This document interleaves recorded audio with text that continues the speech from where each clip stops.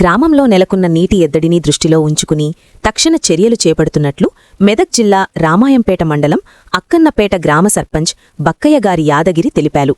వేసవికాలంలో భూగర్భ జలాల మట్టం పడిపోవడంతో తాగునీటి కొరత మరింత పెరిగిందని, ప్రజలకు ఇబ్బందులు తలెత్తకుండా కొత్త బోర్లు వేయిస్తున్నట్లు ఆయన వెల్లడించారు.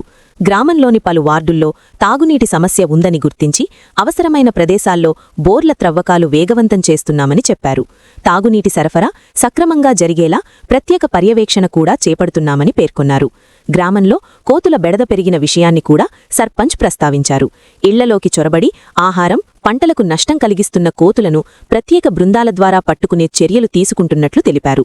నీటి సమస్యల పరిష్కారం, పారిశుద్ధ్యం, రహదారుల మెరుగుదల వంటి అంశాల్లో ప్రజల సహకారం అవసరం. అందరూ కలిసి గ్రామాన్ని అభివృద్ధి పథంలో నడిపిద్దామని సర్పంచ్ బక్కయ్య యాదగిరి పిలుపునిచ్చారు.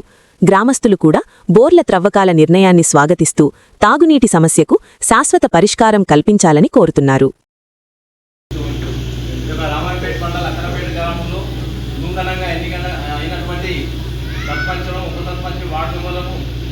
ఏవైతే గ్రామానికి వచ్చేది సమ్మర్ కాబట్టి తాగునీటి అవసరాలకు వాటర్ అవసరం ఉంటుంది కాబట్టి దాని ఉద్దేశంతో ముందస్తుగా మేము అక్కనపేట విలేజ్ బోర్లు వేయడం జరుగుతుంది.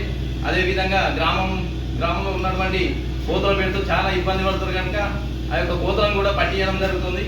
ఇంకా వేరే ముందు ఎలాంటి అభివృద్ధి కార్యక్రమాలనైనా చేస్తూ గ్రామాన్ని మంచి పచ్చదనంతో ఉంచుతామని చెప్పేసి మా యొక్క పాలకవర్గం అందరం కూడా కోరుకుంటూ ఉన్నాం.